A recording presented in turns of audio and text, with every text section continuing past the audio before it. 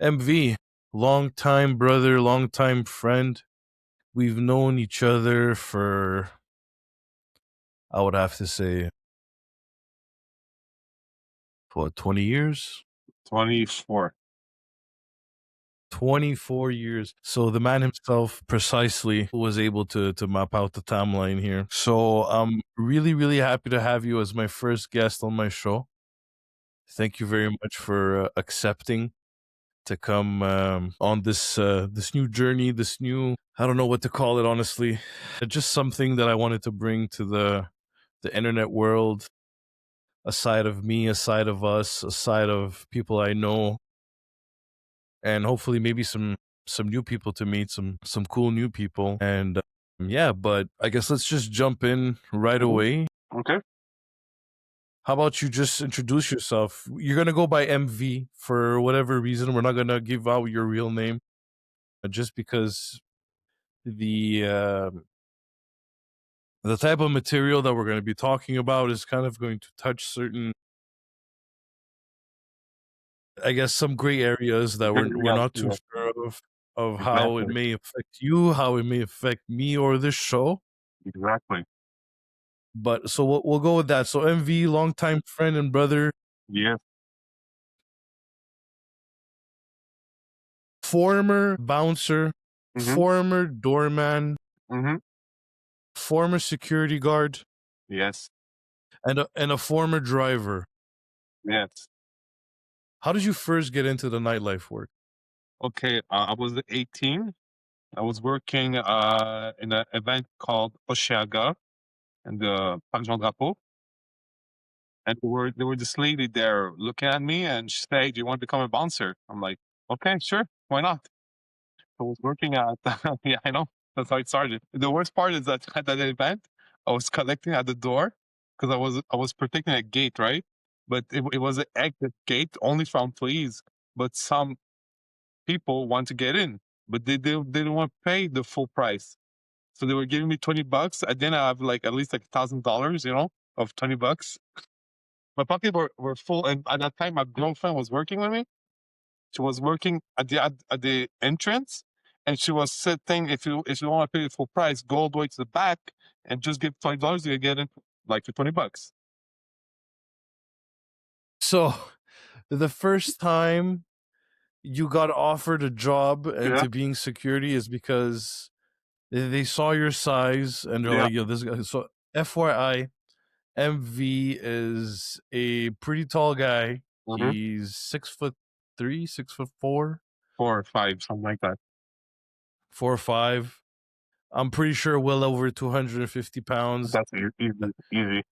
You know, bred from Balkan parents Mm-hmm. like myself. We are tall and big people, Mm-hmm. big boned people. And so, yeah, just to give you guys an idea of how tall of a person MV is. So, Mm-hmm. at first glance, this person was like, this person's working security. Yeah. And at the same time, you were letting people into the Oshiaga event. So Oshiaga, famous event here in Quebec, a music festival. You're like, hey, you can't get into the front. I'll let you in from a secret door in the back if you pay me $20. And you banked in $1,000 on your first day at the job. Yeah, exactly. Okay. And your girlfriend was working with you and she was sending people your way. And I mean, I guess it's a win-win, right? This is how Yeah, you yeah. got introduced to the security life, and plus, you made a pretty big score, man. Yeah, Thousand exactly. dollars, Because at pretty the big same, score, man. the reason why this lady came forward to me, obviously because I was a big dude, but because there were this event called at the same time Picnic Clinic, but it was really a small event. Like it was not like how it is today, right? So it was just like just a small stage, and we're playing. But most of the people want to get in was mostly for the Picnic Clinic, not necessarily for Oshaga, but like the expression said, like hit two bird with one stone, So Right. yeah. Well, all right. So that's great. So that's how it started. And what happened after that? Did you continue into security work? Did you leave security? Is that what led to other opportunities, such as you being a doorman, bouncer, Yeah. driver, whatever? Talk to me a little bit more about how that start led to your career. Okay, perfect. So how it started, like I said, we were frame a position of where I was at that moment, you know. But after this, what happened is that I was working in a club, because I got hired to work in a club for this lady, and she was by the way like a strong woman, like she was like full jacked, you know. And she Okay. said like, Yeah. if you want to work for me, I have this contract, you can work, blah blah blah. I said okay, so I decided to go work at a place called UN. That was the name of the club. Yeah. What's up? Sorry, is this the same lady that gave you the security job? No, no, no. Security job. It's actually was the father of the girl that I was dating at that time. Okay. Yeah. So this Oh is no. just another lady. Yeah. So this is just another person Hmm. who offered you The job. contractual work Yeah. to go work at a nightclub. Yes. At 18. So how far apart, like what's the timeline of you, let's say, getting your first security gig and then Hmm. dabbling into the doorman slash bouncer 6 months. job? 6 months. So you were doing security for 6 months, Yeah.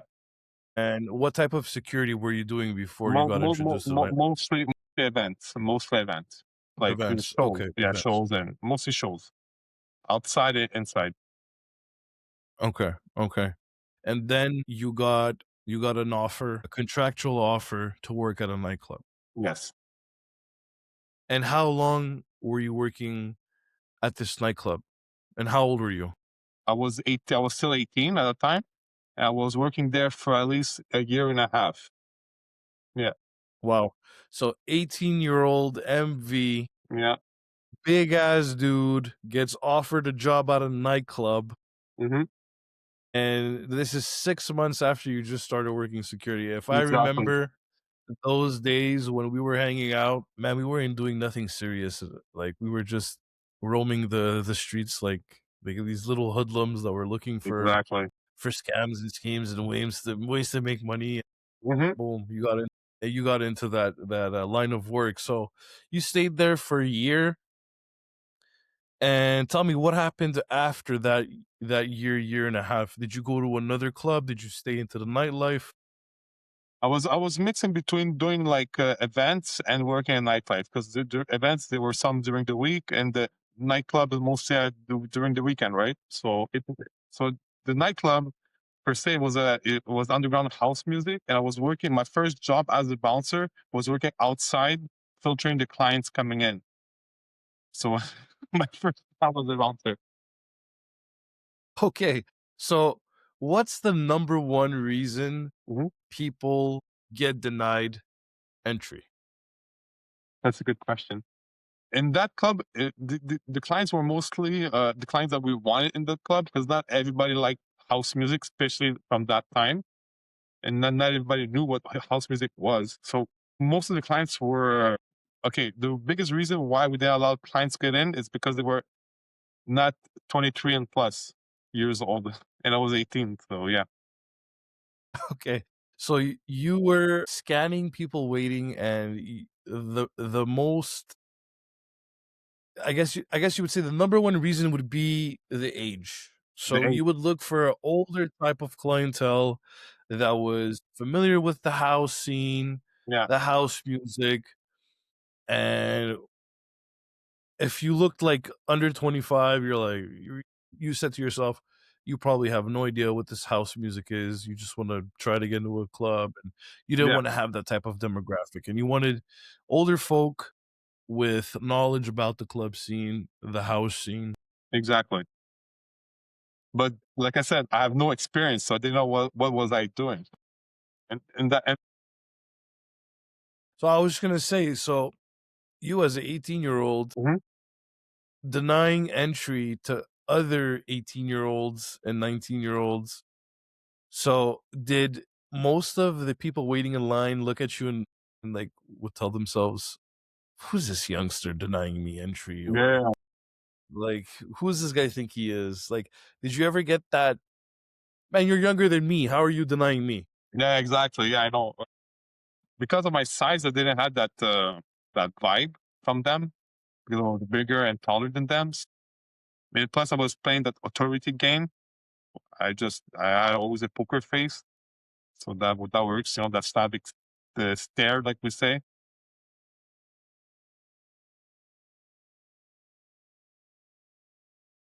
You know, refusing people, did you ever have any issues of, having to deal with people getting refused and you had to kind of handle it physically where it led to an altercation or Yeah, it happened some few times, but most of the problems happened when they were inside the club, not outside of the club. It's only once or twice that happened when it was outside of the club, but it's mostly because it was the end of the night and people tried to get in and they were already drunk or high or who knows what.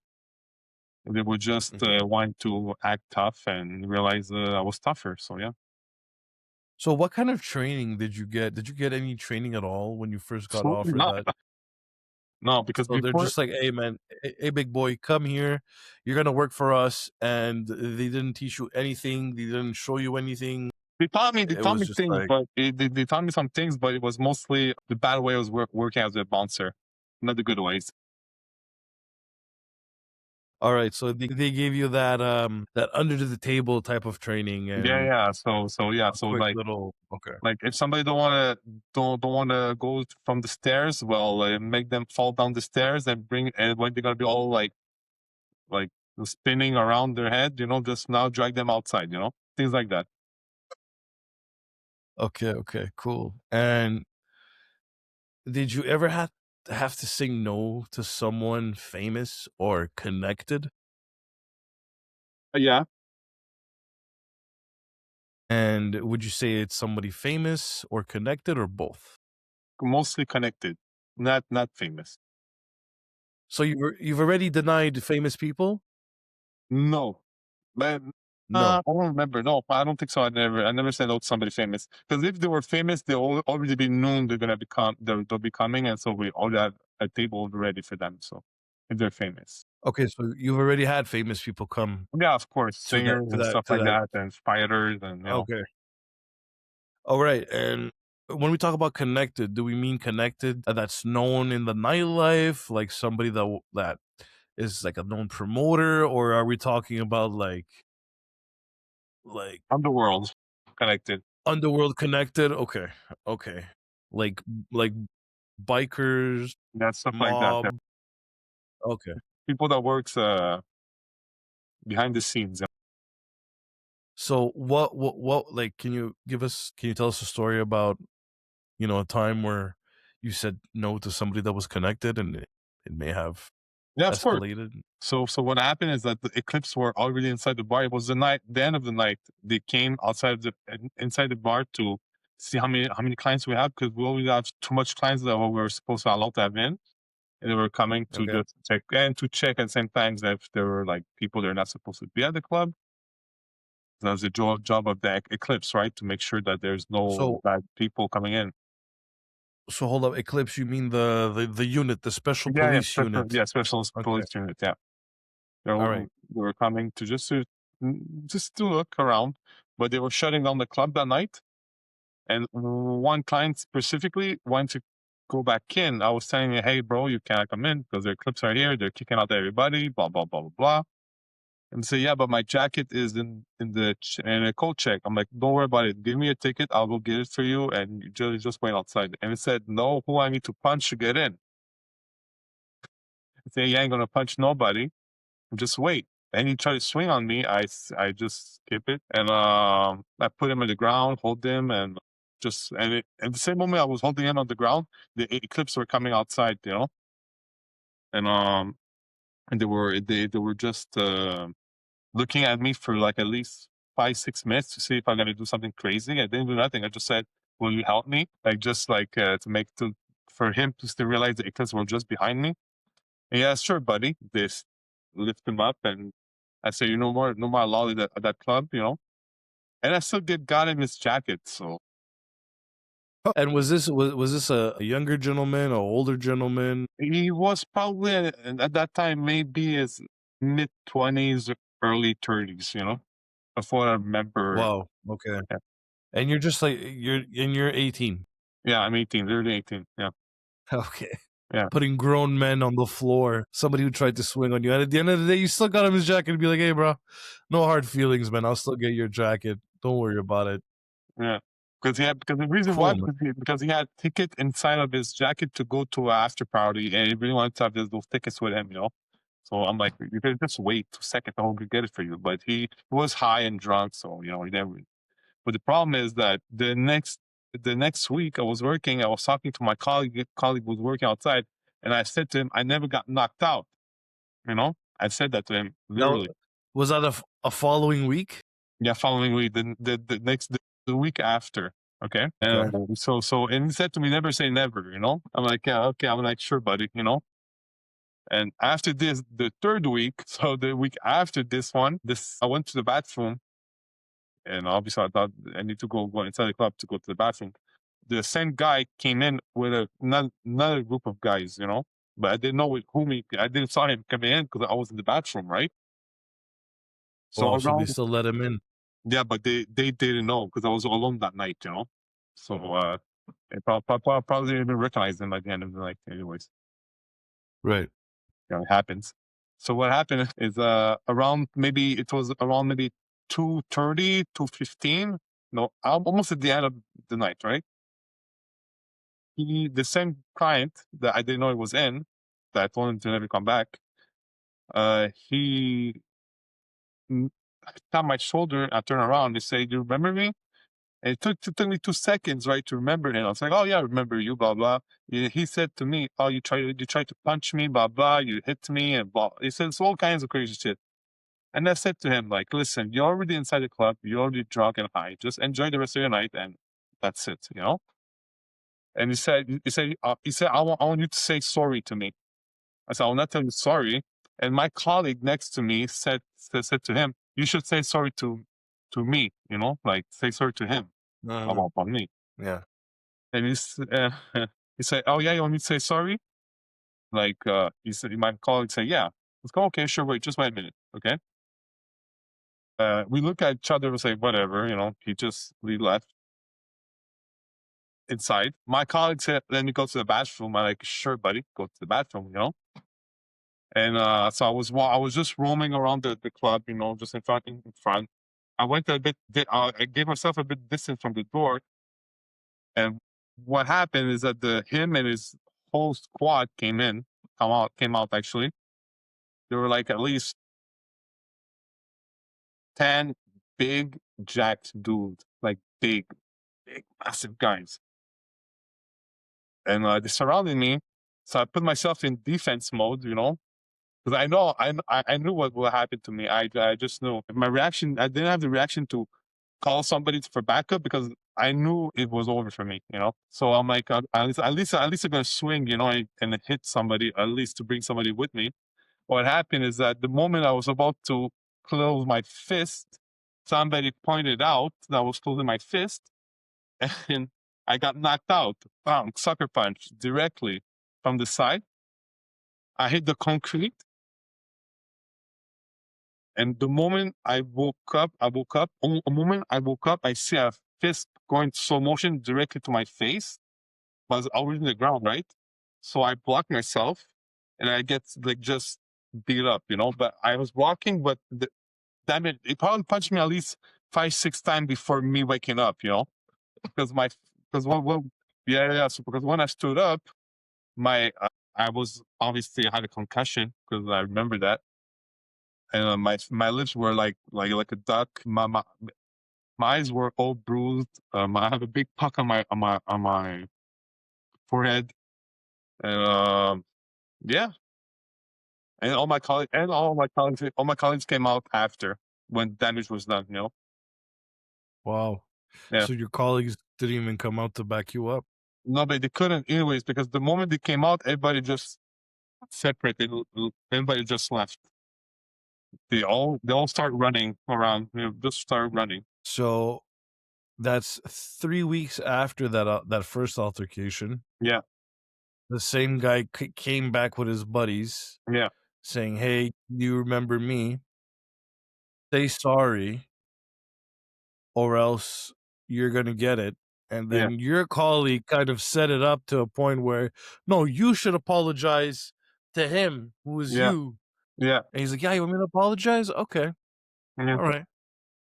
That, I'll that, be back." yeah. And damn, bro, that's messed up. But the guy that punched me was a full, like full member. The guy that said that beat my beat up was just a pawn. It was nobody. But clearly, brotherhood is brotherhood, right? So yeah. So, did you have any other altercations with somebody connected at that club or No, no, no. But I did remember like once there were this kid was running and he tried to get in the club. So I grabbed him and he fell all down the stairs because it was in the winter. And I Right. went down and he fell all the stairs with his ass. And so so I look at him and I turn around and I see just like five, six guys behind me starting to punch him and kick him. And I'm like, oh, and I thought, oh my God, I'm gonna get my ass whooped for I don't know why, but nothing happened to me. But they were really wanting to hurt him, and I don't even know where the guy came from, where those guys came from, because I was again alone outside at that moment. I was, by the way, the funny part, by the time I got my ass whooped, I was 19, by the way. I just turned 19. That's a Oh, little okay, extra. okay, so you just turned 19, so, I mean, you're still a Yeah, young man yeah. in this nightlife scene, and still, I don't think it changes much between 18 and 19 No, there. not really, no. Thanks for clarifying. Yeah, I forgot about the part, yeah. I was 19, actually, yeah. I got my ass whooped. My So, first yeah, knockout so ever. so your first knockout ever, you jinxed yourself, Yeah, and this guy that was getting beat down and you thought that you were gonna get whooped. What happened after that? they just left. They did what they had to do and they left. They beat him up. But because I was blocking them to be able to hurt him even more because I was just too big for them to even. They were just kicking and trying to punch him, but they couldn't punch him. But at least they tried to kick him. But yeah, I remember that was actually crazy for no reason. We don't even know why. What was the altercation? The altercation came from. They were not even from the club. They were just here to hurt him. Maybe they were from this other club. I don't know if you remember the tribe, or I think with Beidusha, that I Mhm. don't even know what they changed so many times the name of it. I don't remember what was the name. So, how long did you stay at that first club that you got the 1 year and job? a half at least. 1 year and a half. Yeah.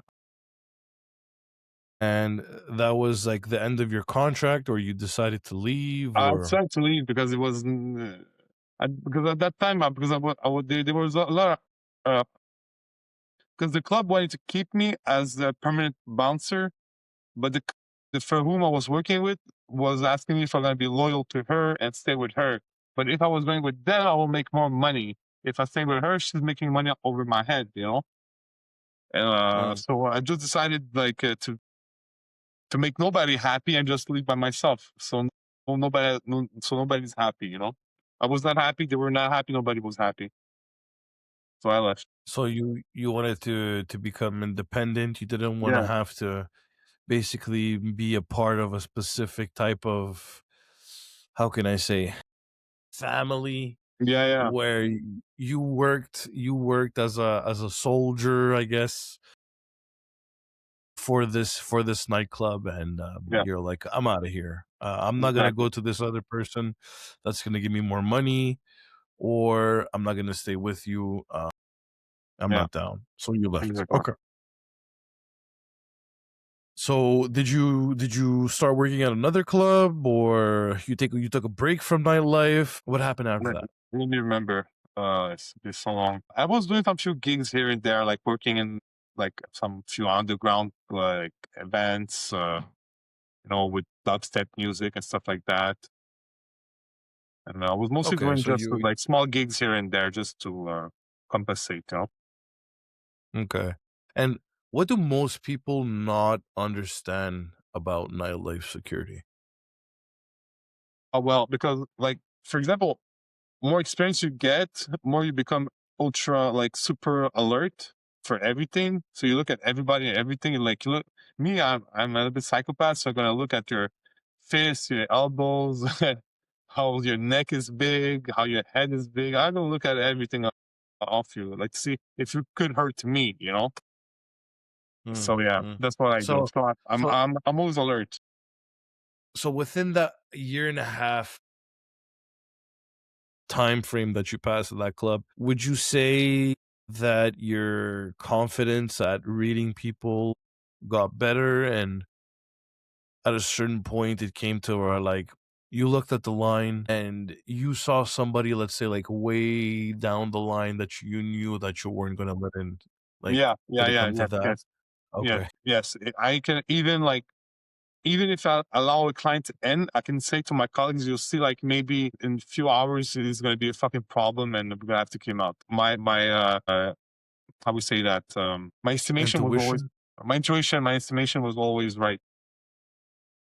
Okay. And how long would you say that it took for you to kind of get to that point where you got fairly good at, I reading truly people? believe like like for everything that you do, I think you need at least 10 to 15 years to master something, right? Like to become a master at a skill. Like every job, like security job or bouncer, whatever, is a skill you develop with years of experience. And I feel that after 15 years, that's when I'm like, okay, I see patterns in people's, how they act, how they talk, how they move, you know. So within that year and a half, you Yeah, became obviously better, but yeah, you couldn't consider yourself being a master reader where you're yeah, like yeah, just by the okay, I get it. So I guess it's based off your feeling that, with experience that you've had within a year, like obvious tells. yeah, yeah, exactly. Yeah. Obviously, if somebody comes to me with some super big attitude, and you already know, like, oh, this person is going to be in trouble. Like there's no questioning for that. Yeah. So yeah, after Okay. like And after when I was in my early and mid 20s, I was working in the Rive Nord, like okay, other the North Shore. bars, yeah, North Shore, other bars and clubs there, and there I see all kinds of people. I see all kinds of shit, like people getting stabbed, like I got shot at, but not physically, but bullets went over my head. Like this area was Wow. more troubling than Montreal side. Strangely, Yeah, I think I remember that incident of yeah. you getting shot at. I do remember that. That's crazy, man. Mhm. Getting shot at. I remember at a certain point you were telling me I think you had two jobs where I think you were doing security during the day and a bar at night. I'm not too Yeah, sure. something like that. Yeah, I don't even remember myself, but I do recall something like that. All right. And so you would say that once you hit your mid 20s and going up to your 30s, when you started working in the North Shore, Mhm. that's where you saw a little bit more grimier things. And like you said, you got shot at, people got stabbed. Have you ever been in a situation where you actually helped prevent a fight or, a scenario that could have gone terribly wrong? Yeah, yeah, yeah. More than one. People almost like I had to like grab somebody's hand because they had a bottle in his head, ready to swing. Things like that. Just by instinct, I was just jumping in to just stop already before it's getting too out of control. Yeah.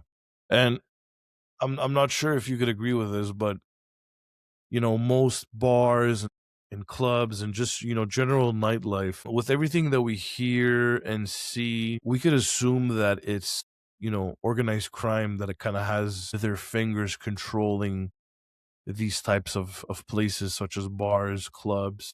If they don't control it, you pay protection. That's for sure. Okay, so if it's not ran or owned by them, you're paying. And what about drugs? Is working in these places, either a bar or a nightclub, would you notice or know for a fact that there is somebody there on a regular basis, you know, dealing drugs?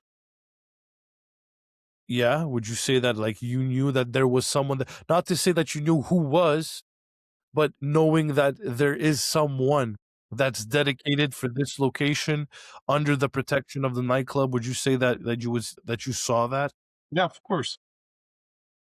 And any drug dealing beefs, any, like, people, just random people coming to the bar or to the club and trying to sell their product and then be like, "Hey, this Yeah, is of not your course. turf." Yeah, of course. Yeah, And did yeah, you for see sure.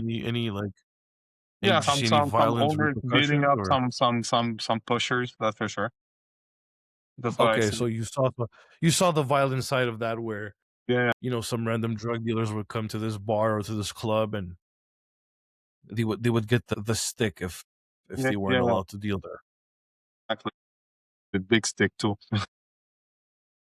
And Especially in the North Shore, I think some like guns point out on people's forehead type of menacing situations. I say wow, no, no, okay, no, so this our turf or this or that. And you're like, okay, so you've seen somebody pull a gun out on somebody yeah, for whatever reason. And would you say that nightlife has gotten more dangerous with time, or that it's gotten more, I would say, safe in a way, I do or believe because listen, like the big heads of all those organizations, you will never see them in the areas of Montreal or Laval or North Shore, regardless. So you will never see them. You like, I know where they're at. I know where they're hanging, but I mean, like, they will not. They will never. You will never see like a big head just walk like this. Like, hey, look, I'm the big leader, and I want to hang out this club. They don't hang at those places. They just don't. They have other places they can drink and enjoy their night, and nobody will hustle them, especially not the cops. but I'm just talking generally, like, I do believe just that the new generation is a bit more dangerous than our generation. So that's for sure. Because we do hear more stories of people getting shot or getting beat up or stabbed for no reason, or for some reason. But for me, it's for no reason. yeah. Well, I mean, the youngsters these days have way more access to firearms, illegal firearms, and I think they're way more ballsier than our generation. Like, where the hell do like? I feel like they watch an episode of Top Boy, and they go get their Nike Tech fleece, and Yeah, they put on a shiesty hoodie on, and they're ready. Like we would watch Boys in the Hood or watch like yeah, Menace to Society, and we would want to go outside and wear our Dickies and our yeah, our checkered sweaters, and like just roam the streets. But these motherfucking young Thundercats, they come out and they actually do what I'm yeah. saying? Like, That's good. they really put in work. Yeah, you young motherfuckers are crazy, man. Yeah, for sure. Just stay home and play video games, bro. Yeah, exactly. You guys are fucking Go read a insane. book But or something. what's the wildest thing you've seen that you could talk about while There's you were a something that bouncer or a like doorman? for maybe after when the court thing's gonna be done, I'll be able to talk about it because I'm in court for a situation. But this is when that'll be clear out. I will be able to talk about it because I'm not allowed to. Okay, so right okay, right now you are in this. Wow, okay, so is this something new, or that's something that's No, been going on? it's something I already told you about like a long time ago. But I mean, like, it's not the most craziest, but it is the most out of this world situation. It has nothing to do with guns or knives or drugs or nothing like that. As it's a or fight from one side of the story, and the other side try to not get punched at. And me, I was just a witness. I was not I Okay. was there when that happened. But so yeah, so but That's a good one. Okay, so they're calling you out on the stand, basically. Yeah, yeah. Well, I guess I'm we not even won't talk allowed. about. I'm not even allowed to say if it was good or not. And I remember because they were asking me like they were asking me, you're not allowed to say if it went well or not. And I told the judge, I don't even know if it went well or not. You know. Oh my god. So Okay. can you control it? Yeah, I don't know if they're good. So yeah. So other than that, is there anything else that you would consider crazy or wild that you've seen or that you were a part of that you're allowed to talk about that's not currently Investigated. you know But to be honest, I don't even know how many things are in investigation now, how many times my name came out. But well that you're aware of yeah, that you're well aware of. aware of. You don't I mean you don't have to, I Yeah. mean you don't have to tell me that you saw a murder No, happen, no, yeah, or yeah, of because course. that would obviously put you in a bad situation. But Yeah, yeah. I'm seeing a wild story that doesn't, you know, doesn't that you're just like, okay. I mean, I don't even know how to explain it, man. Yeah, I Just know, I like know. anything else that you could share that was wild that you could talk about. If not, it's cool because you told me a lot of stories and for sure, for obvious reasons, we can't talk about everything, but well, you know what? Like, we're gonna move on to another part of Okay. your life that you told me you were comfortable about Yeah. speaking about. So you were a driver, a personal driver for escorts. Yes, exactly. Okay, and how did escort driving? Well, actually, hold on. Before we get there, you were a doorman and the bouncer at a strip club. Yes, exactly. I'm currently Okay, so still before we get I'm currently still in the payroll, to be honest. So you're still on the payroll, but you no longer work there. Exactly, yeah. Okay, so before we get into the escort driving, that spoiler alert, when and how did you get into the strip club scene? Like, how did you get introduced to that? Okay, so let's go back when I was 18, okay? I saw this movie, Okay. that great movie, okay? It's excellent A movie. what movie? I don't want to say the title because we don't know exactly where I was working at, which one I was working Okay. at. But, but you remember Bum Rush? Yes. Okay, perfect. That movie. So when I saw that movie, I said to myself, one day I'm gonna work in those type of places, right? Okay. Yeah, yeah. So So how did you get to that? Okay, how many strip clubs did you work at? one, it was enough. One. One, but for Okay, four one years. For 4 years, I one for was working 4 there. years. Wow. Okay, so 4 years, man. I mean, how old were you when you first started working in a strip club?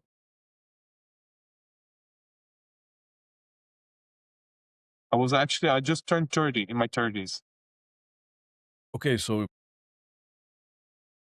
this is, I mean, a Uh-huh. point in your life where mature enough and you've had quite some experience. And all right, so how did it start? Is it through somebody you knew? Did No, somebody approach you? I just, so I decided to play the parts. I was wearing already what their uniform was looking at, like a suit and tie. I came like dress how they are dressed. I give my CV, they saw my CV and they said, okay, we're hiring you. But the problem is that COVID hit 2 weeks after when I Uh-huh. was getting hired. They say come back in 2 weeks. In 2 weeks, the COVID hit. And by the way, I was about to work there knowing fully I had a ruptured ACL. By the way, My God. I know. Yeah, times were hard. So I'm guessing this is a strip club you already visited, you already went to, just a night out with some friends. Yeah, I yeah, wasn't there. I don't yeah. remember. I remember being there. FYI, No, if no, anybody's wondering. you weren't there. You wasn't there. You wasn't there. I remember that. I could admit it. I could tell you, Yeah, but I wasn't there. I know. So you saw how these guys were dressed, Hmm. and you came to apply for this job Yeah, in that same attire, yeah, which I recall being a suit with a white yeah, dress shirt and I think yeah, a bow tie. yeah. Right, okay, so that's how you came, Yeah, asking for a job, and then yeah, you're like, "Yo, this is my resume," yeah. and they gave you a job on the spot. On the spot. And 2 weeks later, COVID hit. COVID hit. Okay, so how long I don't remember how long it took before bars and nightlife was I think it open. took at How least long? a year and a half before the bars and clubs could be reopened. At least a year, if I Okay. remember correctly. So did they call you back and be like, "Hey, we're back. Come work," or did you No, go and no. I actually went back for a second interview. Now with the the first interview was with the like the manager, let's say, or the sub manager. I don't know we call those people like. And after this, I went to interview with the manager of the place, and the guy was me okay. because I came back with the same fit for him to see that I can play the part and look the part. Love it, love it. So you hear that, folks? You want to get that job that you've been thinking about. Dress the part, be the part, come in as if you were, punching in, ready to work. Exactly. I admire that. I Thank you, enjoy sir. that. I enjoy hearing stuff like that because, not only do we like to hear people's stories, but we like to hear, you know, the parts that like the hustle, the grind, the how to get to that point. This is also, topics that we like to talk about on this show. Of course, So I'm happy that you got to share that because that can be related to any type of job, any whether type of you job, want to be any an type. account executive, whether you want to be, I mean, whatever. Dress the part, be the part, show up to a job interview or asking for a job dressed as if you're ready to go on the spot. Exactly. Love it. Love it. So you start working, you get the job. Tell me, what's your first day like? What was my first? I never seen so many like. I never worked in a place seeing so many like naked breasts everywhere. You're like, man, this guy got titty everywhere in here, man. God damn, man, everywhere I'm looking is I see titty, titty and ass, titty and ass, titty and ass. You can like literally like close your eyes, open your eyes, and you come. You just that's all you see. That's all. That's all that's all you see. Fuck. Never ends. So you're just a standing hard on your whole shift. Yeah, You yeah, exactly. just got a baguette in A your baguette. pants. First, I'm pretty sure, obviously, like you get used to it, and you're just like, yeah, No, no, I got some yeah, titties. because this is the problem. Like you get so used to it, you become numb out of it. Now, what was attractive is to see a woman fully clothed. And some professional work clothes, Yeah, like with exactly. Tony Soprano. He asks his girlfriend there, "Can you dress more sophisticated, more Yeah, exactly. professional?" Exactly. Okay, so yeah, your first day, you're like, man, there's a lot of titties up in here. I'm Yeah, 30 yeah, years glad old. cities. I mean, Yeah, it's not like you're 18, right? But you're not 30, 19. They're and actually more mature, but I mean, like, it's still like it's because you always have this. Because when you go out there as a client, you get served as a client, you know. So when you work there, or you work there, they treat you differently. They talk to you as a human being. They don't talk to you as a piece of meat that they can steal your money from or take your money from, you know. So they that's talk why to you're you not a like trick. You're not a trick. You're a colleague. their colleague, exactly. You know, and you help them instead. Do you guys talk in the break room? Do you Yeah, guys warm up your dinners together at the microwave? actually we do. Actually we do. Actually we do. Is there a vending machine in the break room?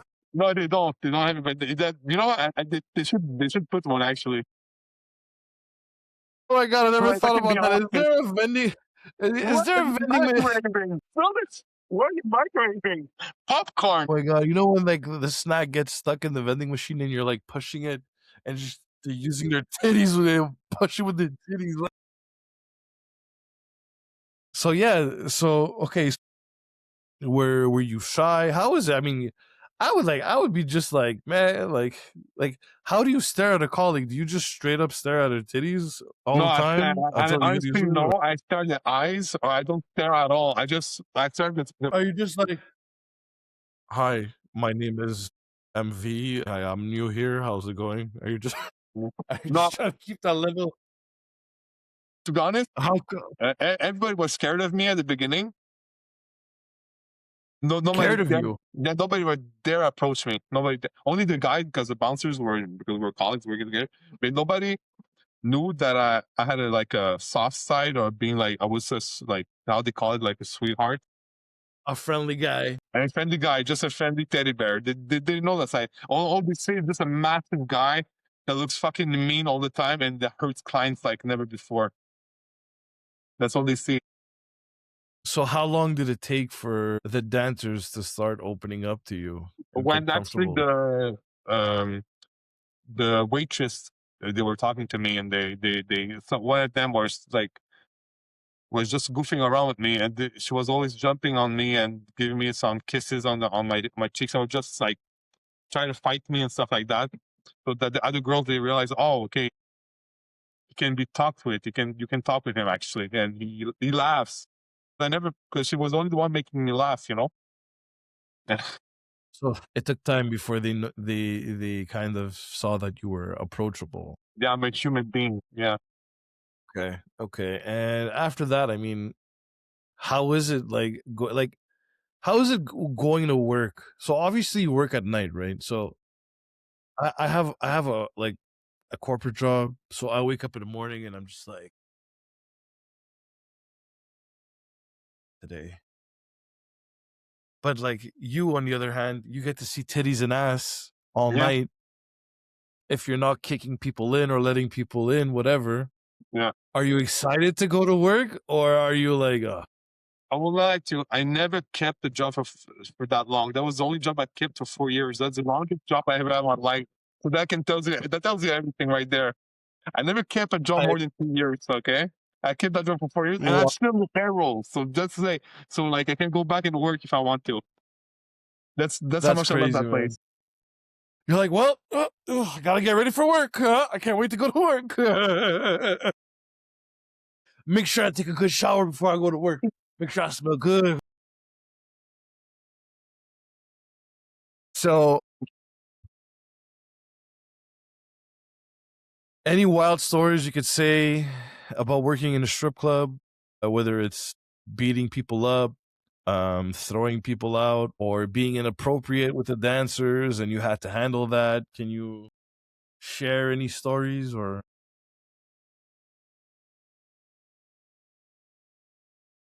Well, for we did not mention what club That's in my club, exactly. That's true. you worked at or currently are on the payroll. Yeah, You don't have to go into like full details or just don't tell the story if it's yeah. No, you I know can share. Like most of the time, man, I'm mostly like mostly choking clients. There's a lot of choking involved, like a lot. like I'm actually known. I'm known for that. I'm known as a choker. like like choking or like Both south. Yeah, both are. Yeah, and one what would hand lead to holding, that? lifting me up in one hand. And what would lead to that? Mostly highly big disrespect towards a woman, like And severe when we say disrespect. disrespectful, like physically Touching them in places they're not supposed to be touched, even when they've been warned to not do that more than once. okay, Yeah. okay, So, or usually when it's time to pay up, sometimes you have to rough them up too because they don't want to pay up. They pretend. okay, I thought it was free. right, She never told right. me you have to pay. This fine ass girl is gonna dance and grind all over you, and Yeah, and it's free. yeah, Yeah, baby, it's free. it's Just get it's true. yourself a little Shirley Temple or a little Mhm. 7 and 7, and you gonna get a cop. You gonna cop a feel for free. Yeah, right. Yeah, you see, but they play that card all the time, and they pretend it's like the first time we us hearing that, you know. So that's how funny it is. So mostly choking people out, and any other wild stories you could share about that life? About no, only putting people to sleep by choking them. Because it's easier. It's not dangerous. I know how to do it, so I just do that. and said, I don't punch anymore. I don't do those things. I used to do that before because when I didn't know they have the experience. But choking them is the most efficient way. Is less brain trauma, and stuff like that. You don't want to kill a man either. For sure, for sure. And I'm pretty sure in that type of setting where in a strip club as compared to a nightclub, the clients are I guess, more subject to be in line, to stay in line, Yeah, as compared to a nightclub where, it's a more open space yeah, where people are yeah. getting fucked up left and right. Left and right. Yeah, You gotta be more, you're like, it's more of a place where shit can go fucking left in a nightclub as exactly. compared Yeah, to a strip club. So, exactly. um, I'm guessing that it was less dangerous working in a strip club as compared to a nightclub. Anybody try to come in with weapons in a strip club? Of course, every time people come in with knives, People try to come in with knives, all the time, and you find them, and what do? You keep them? we keep them. And did anybody try to come in with a Not when I was working, but I heard some stories. Yes. Okay, okay, Yeah, so people still try to come in and just in case shit goes, they fucking yeah. wanna fucking But bang. we just don't allow them in with it. That's all. That's all. And just another question, the dancers, are they like sleazy dancers that are like those new coming dancers that are not like experienced and can't really pole dance, or are they professionals and they could fucking pull crazy fucking moves on the pole like they practice on their off time? Like obviously, if she's like in her early like teens, no, She's mid-20s. sleazy and she's just Yes, she's more like we call them the baby strippers, because she's like maybe fresh to 18 or something like that. So wrong, but whatever.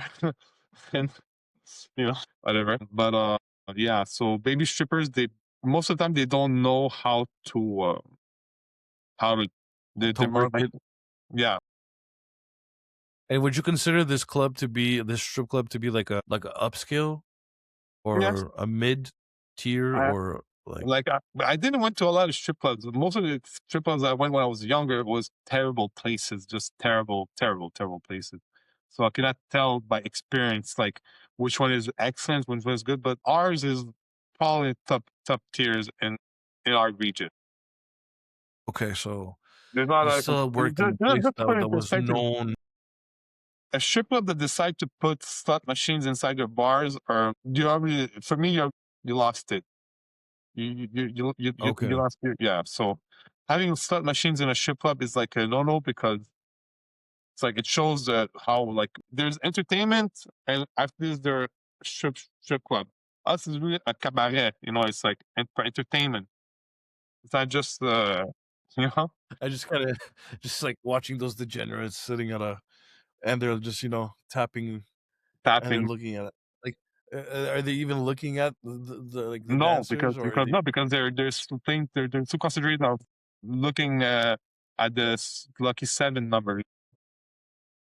how degenerate is that? Playing a slot machine in a raunchy strip club. That's fucking degen. But so the reason why I didn't want to skip over the strip club because I Yeah. think this is where it leads Hmm. to your escort driver stories Yes. because you end up meeting dancers that I mean I don't want to incriminate anybody, Yeah. but No. kind of Our sell escorts. services, Yeah. escorts. That's what escorts. Yeah. They like to go Okay, to so dinner with you, and you eat with them, and right, you they watch become their movies snuggle and buddies. just snuggle Yeah. buddies. Yeah. So how did escort driving enter the picture? How did you get into that? Mostly because I like let's start out myself, but like I said again, I'm tall and big. I don't really know what's the recommendation to become one of those. All I know they chose me because they felt they can be there's they feel safe with me, so that's why. So they know I will not ask for nothing extra than just getting paid. Yeah, because obviously you've established a connection or a certain Yeah. type of work friendship with these girls that you met at the strip club while you're working, and some of these girls are offering these types of services after hours or whatever, Yeah, and they felt comfortable enough to ask you, like, "Hey, can you chaperone me?" or yeah, not chaperone you, yeah, yeah. Literally, but maybe chauffeur, yeah, literally, like drive me around to see yeah, clients and protect me, because obviously you are a big dude, you're a big guy, and they don't want to have some stranger be with them and ask them for favors in yeah, exchange for driving for them. exactly. But did you have another role beyond just driving? I mean, like, you would have to protect them. Did it ever come to a point where you had to protect them, where you had to step in? Only once, but it was mostly because I was hanging out with one of them, and she was paying me to hang out with her because she just wanted to have a male company with her, but she was not working. She was just wanted to have like somebody walking with her, and she was willing to pay me to do that. She just wanted a bodyguard because she's really pretty, and she just doesn't want to be harassed by guys outside when she's walking. So I did that for her, and so yes, but like once like a guy came behind her and tried to hump her, just with the gesture of humping her, and I asked the guy to come back, and he came back, and I asked him to say sorry to her, and he said sorry. Yeah, well, it was just a random The dude while you random were guy, just walking in the street? just yeah, just walking and saw how hot she was, and he tried to hump her by behind. When she was like distracted by looking at the menu of the restaurant. Fucking idiots, bro. Yeah, it's okay. I just he didn't know I was with her that moment, so that's why when he realized that he fucked up. So yeah. So no other No, not awkward or juicy stories? It luckily, was no, nothing dangerous side, nothing that I'll let people to control or just, it's mostly waiting. You just have to wait, you know, because they okay, don't, so it's like simple drop off, pick up, yeah, and yeah, and that's what she wrote. so other than being hired to drive Yeah, or be a personal bodyguard, I guess, just yeah, walking with the person, yeah. did you ever get any other type of requests or strange requests from these girls? Not from girls, but I did have some strange requests by guys, you know. So Like what? What do you mean? like stuff like if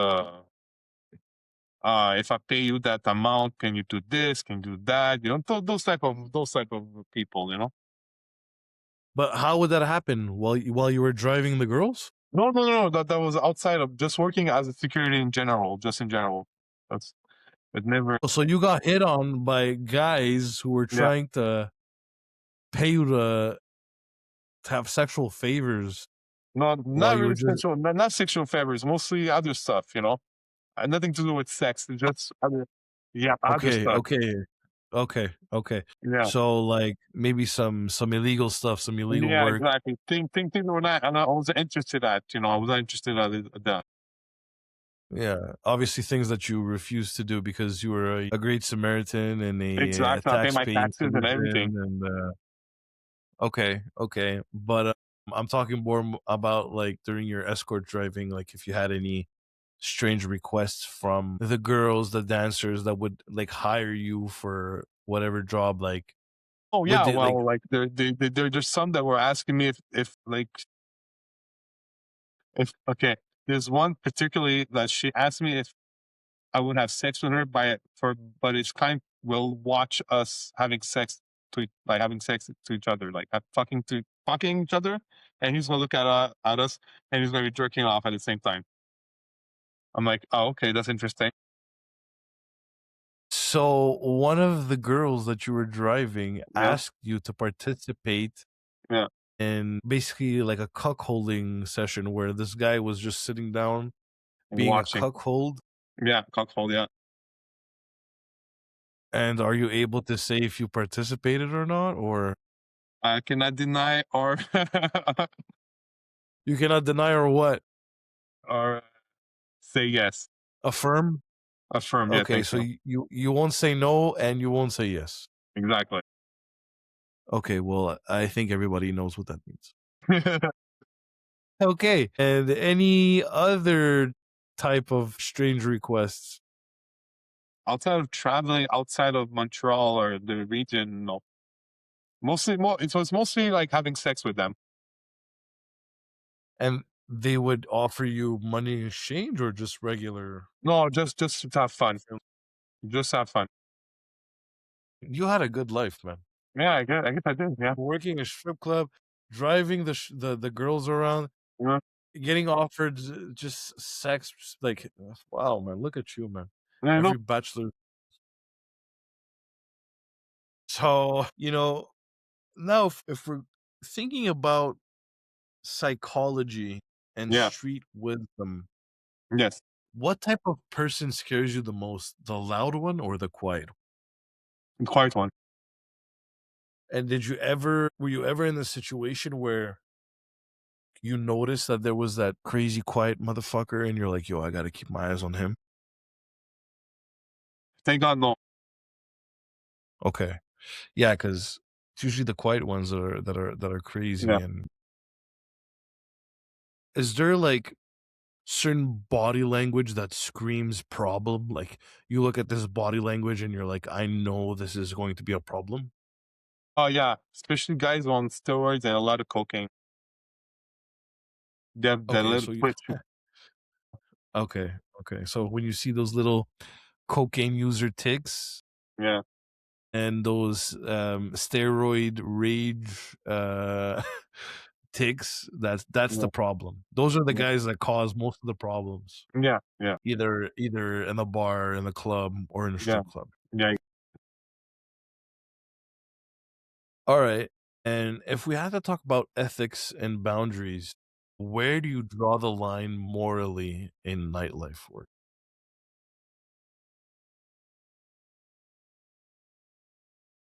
Obviously, to never accept more than what you ask for. So if somebody like gives you, like for example, someone gives you money, okay? Like never accept money that you think is giving you money to buy for him to buy you, so you can stay longer or finish buy another bottle at the last second and stay all the way to the end of the night. If somebody pays you during that moment, I always refuse because I know I'll become the problem because I allow it to happen. So it's mostly that, mostly accepting money in moments that if you accept that money, you're fucked. Yeah, So, accepting money from clients that are bribing you. you're bribing me. Yeah. Okay, okay. And have you ever refused a job on principle? Based on your values and principle? Yeah, mostly when it was too trashy or something that was just not aligned with my. Or if it was too illegal or too risky? Okay, okay. Do people assume things about you because of your job? Either that Oh because yeah, you were they always think I just want to punch people and hurt people, and I'm a big so fucking goof. so they just think that you're a walking punching machine all the time. Exactly. Yeah. The only thing that I'm just being bred to kill and to hurt. Although you are a very quiet and calm person, they still have that stigma of like doorman, bouncer equals dangerous person.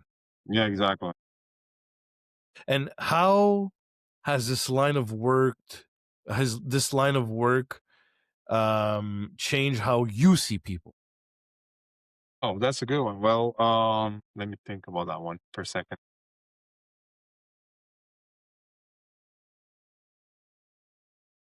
In strip clubs, mostly there you see a lot of single men. So I see a lot of people that are trying to find a version of what we can call love.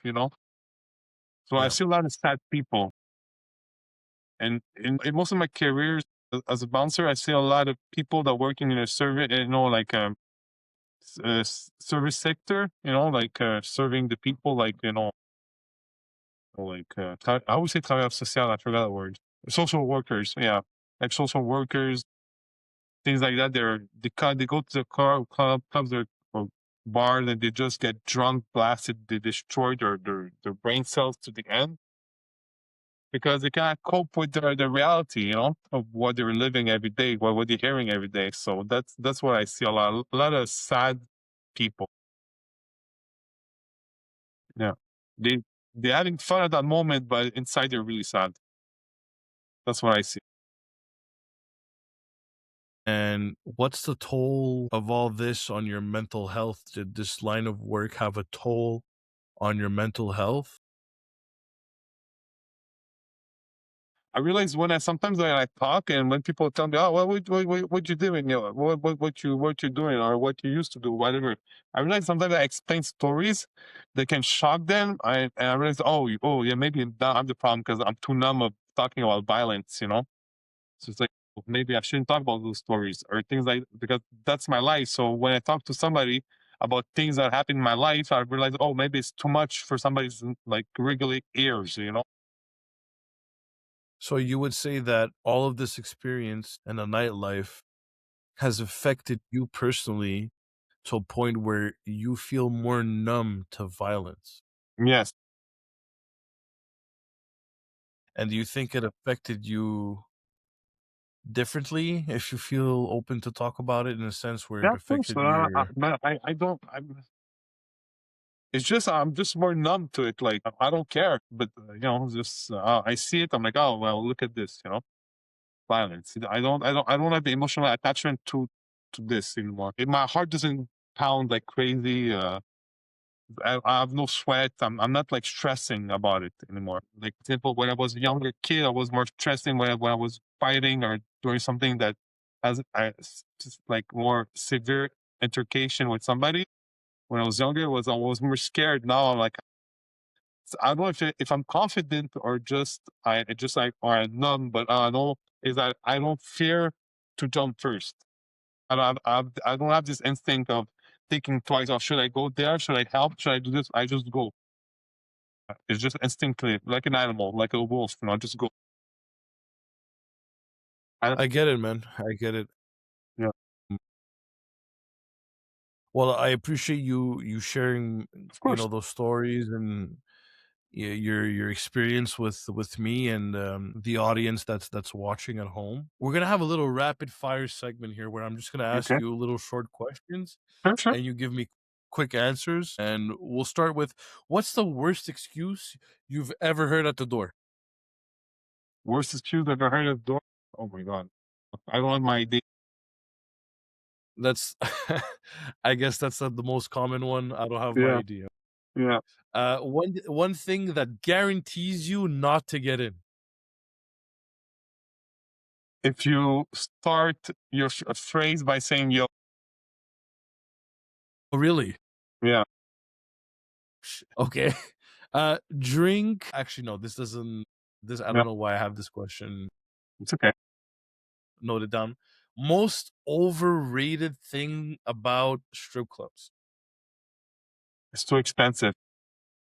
Like, what is the actual services you get or the bottle services? What is it? Alcohol, too Oh, expensive. okay. And one rule everyone should follow at night. Listen, the bouncer. Listen to the bouncer, don't fuck with the bouncer. And now, closing out this interview, what advice would you give someone entering the nightlife work, whether they're at the door, whether they're at the bar, whether they're a promoter? What advice would you give? I will just give advice to those that want to become a bouncer. Learn martial arts, please. Don't make out somebody else a problem. Don't be the problem for somebody else. Learn restraint.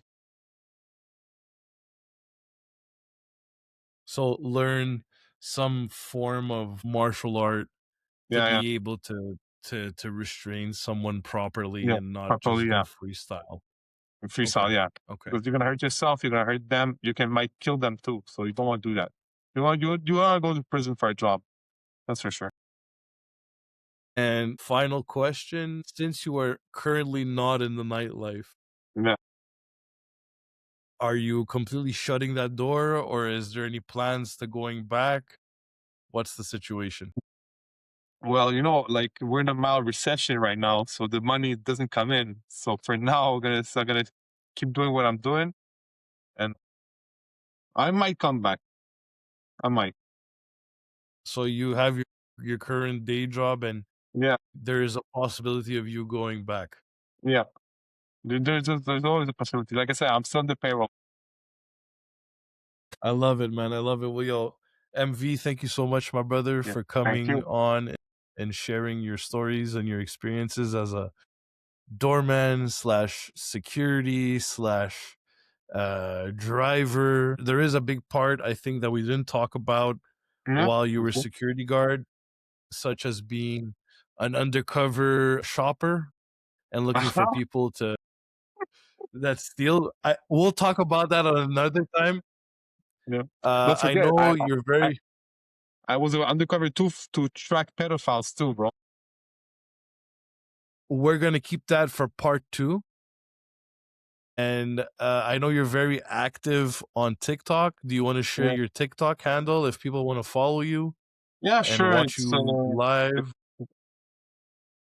yeah. So my TikTok is solo LVL 365. That's simple. Solo LVL 365. Yes. Perfect, perfect. Well, on that note, brother, thank you again. Thank you. This is the Ollie Show. MV, we'll see you soon again, part two. Of course. And on that note, Bye, buddy. peace, baby.